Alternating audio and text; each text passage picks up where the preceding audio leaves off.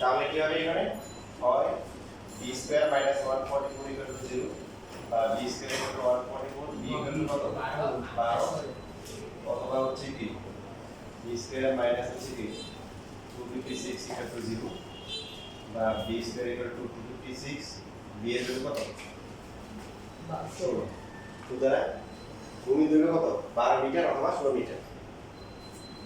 তো আজকে এটুকু থাকুক। দুইটাই হয় কিভাবে পরের ক্লাসে শুরুতে আমি এটা দেখাবো যে দুইটাই কিভাবে হয়। স্যার ক্যালকুলেটরে তো স্যার সর্বোচ্চ 3 হাত হয়ে যাবে।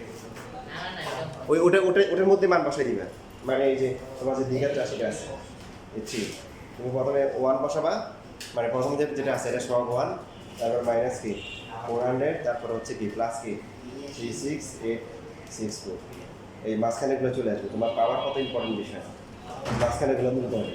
পাওয়ারটা প্রথমে যা হবে তার অর্ধেক, তারপরে 2 এরকম যদি হয় মেলটা হতে পারে এবং সেটা এইভাবে করতে হবে।